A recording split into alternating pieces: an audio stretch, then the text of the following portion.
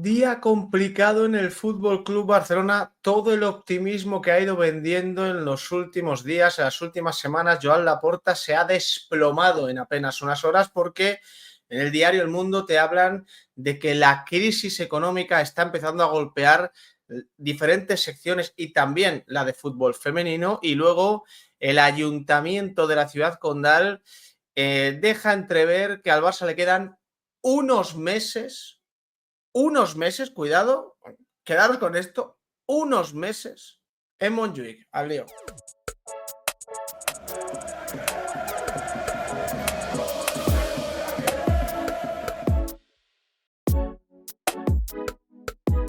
¿Qué tal, familia? ¿Cómo estáis? Vamos con dos noticias bastante potentes dentro del Fútbol Club Barcelona que desde luego han enturbiado un poco las últimas horas en torno a la entidad blaugrana y que de hecho han tirado por tierra todo ese optimismo ficticio, evidentemente, que vendía y que sigue vendiendo y que venderá, por supuesto, Joan Laporta. Una tiene que ver con el Camp Nou y otra, con el regreso al Camp Nou, quiero decir, y otra con la crisis económica que se está llevando por delante todo lo que aparece a su paso en el Fútbol Club Barcelona. Lo digo porque en el diario El Mundo aparece esta noticia: la crisis del Barcelona aprieta al fútbol femenino y al baloncesto. Fuga de jugadoras y recortes bajo los aros del Palau. La masa salarial del básquet se reduce en 3 millones de euros. El club cree que la cantera debe aportar más al equipo que lideran Alexia y Aitana debido a un mercado inflacionado. Esto salió a la medianoche casi del día de ayer, a las 11 y pico de la noche, y hoy ha tenido una ligera actualización. Dicen: hacer cuadrar el fair play financiero del Barcelona es una ardua tarea, según cuenta aquí Amadeu García de la ciudad condal.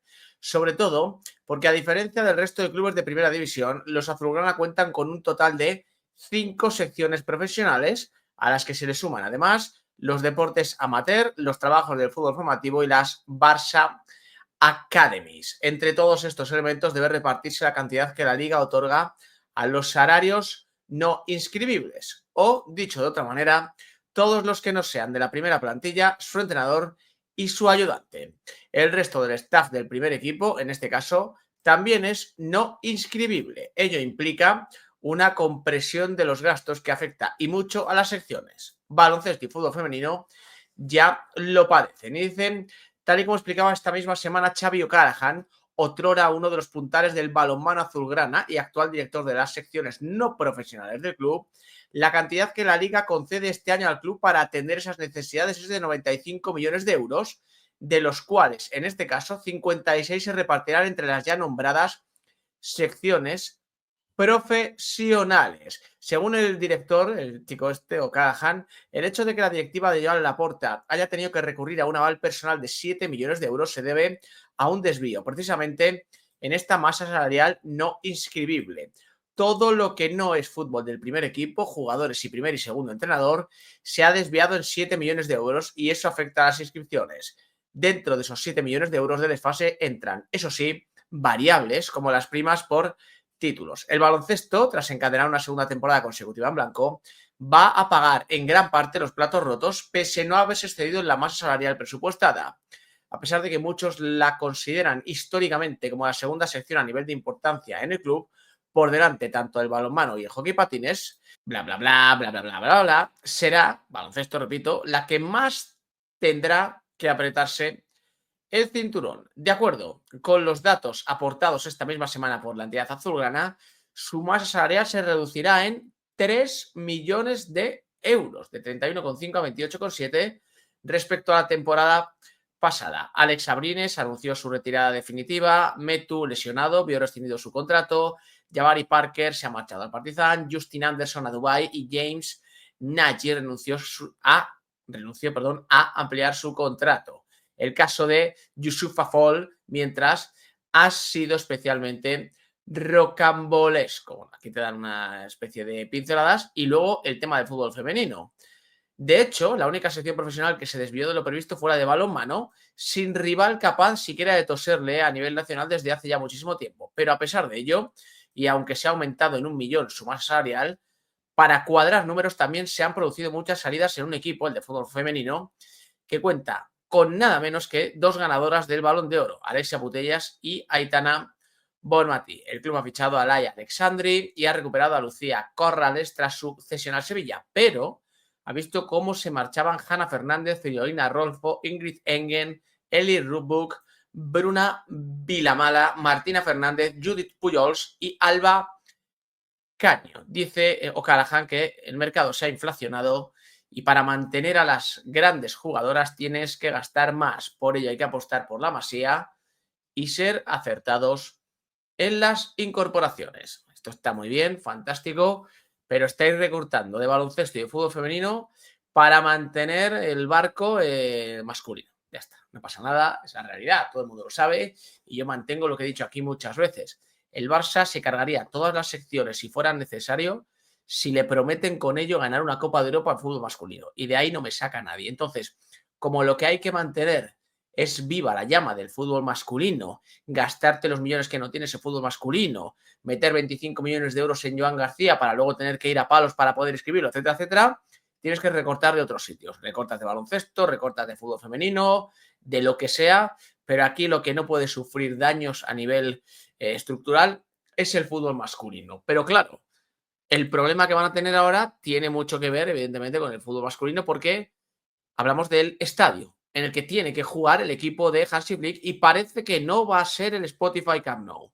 El ayuntamiento, lo ves aquí en Sport, de Barcelona, cree probable, mejor dicho, que el Barça juegue en Montjuic unos cuantos meses más. El teniente alcalde, Albert Batlle, cree prudente que se empiece a pensar en alternativas y señala que el retorno al estadio depende de que el Barça cumpla los requisitos. La pelota está en su tejado. Y dicen en una noticia que ha salido poco más allá de las 2 de la tarde, el teniente alcalde de seguridad de Barcelona, Albert Batlle, ha afirmado esta mañana que es probable que los partidos del primer equipo masculino del Barça no regresen de inmediato al Camp Nou y la estancia en Montjuic se prolongue durante parte de la temporada que acaba de empezar.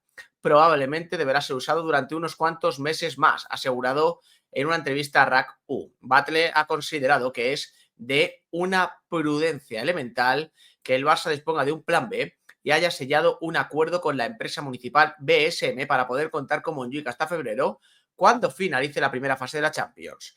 Está bien y es prudente que se empiece a pensar en alternativas, entre otros motivos porque no hay que tener prisas. Afortunadamente en Barcelona hay sustitución, que es el estadio de Montjuic. A su vez, Batlle ha comentado que el club no ha presentado el certificado final de obra, con lo que ha indicado que hoy por hoy no ha presentado las condiciones para poder pedir la licencia de primera apertura. Al respecto, el teniente ha rogado no caer en las prisas, no nos pongamos presión sobre los plazos.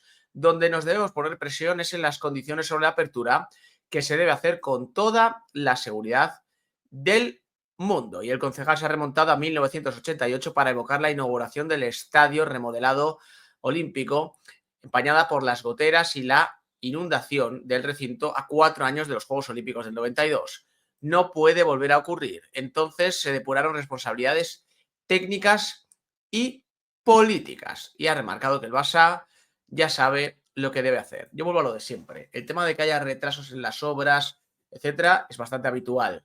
Eso hay que contar con ello. El problema es cuando tú prometes el regreso a un recinto tantas veces sabiendo que es mentira. Era 1 de noviembre de 2024, luego fue a ver si en enero, luego fue a final de temporada, luego querían jugar el último clásico de la temporada ya en el Camp Nou, luego te dijeron que en el Gamper con 60.000 espectadores, luego dijeron que en el Gamper pero con 30.000, luego dijeron que finalmente en el Gamper no iba a ser, luego dijeron que iba a ser contra el Valencia, que seguro que contra el Valencia sí, ahora te dicen que contra el Valencia es complicado y ya te están diciendo desde el ayuntamiento, señores, ni contra el Valencia ni nada, unos meses más en Montjuic. ¿Esto qué quiere decir? Que la primera fase de la Champions la van a jugar fuera del Camp Nou. Esto evidentemente te lleva al mes de febrero. Y como en febrero la cosa no esté como debería estar, que es que ahora mismo es imposible porque es que cae un poco de agua y se inunda el estadio, me da a mí, y lo he comentado en el directo de esta tarde, que el Barça no vuelve a jugar en el Camp Nou hasta la temporada 26-27, con todo lo que eso conlleva. Y lo que conlleva es una pérdida de ingresos bestial, porque en el Camp Nou A lo mejor puedes meter 60.000 personas, que ahora mismo no puedes, pero los precios de las entradas son bastante más altos, etcétera, etcétera. Supone ahí un volumen importante. En Montjuic tienes que rebajar un poco los precios porque no les puedes cobrar lo mismo que en el Camp Nou, y donde en un lado te entran 60.000, aquí con suerte puedes meter 30 y pico mil, que es casi la mitad del aforo. Y me estoy tirando por lo bajo. Nada que ver cuando en el Camp Nou quepan ya los 90.000 habituales, etcétera, etcétera. Así que día complicado para el Barça, muy complicado. Saltan a la vista los recortes en baloncesto y en fútbol femenino, y el ayuntamiento le dice a Laporta: no cuentes con el dinero del Camp Nou, no cuentes con los taquillazos del Camp Nou, porque vas a seguir jugando en Montjuic unos cuantos meses más, como mínimo, hasta que finalice la primera fase de la Champions. Gracias por acompañarme, nos vemos en el siguiente.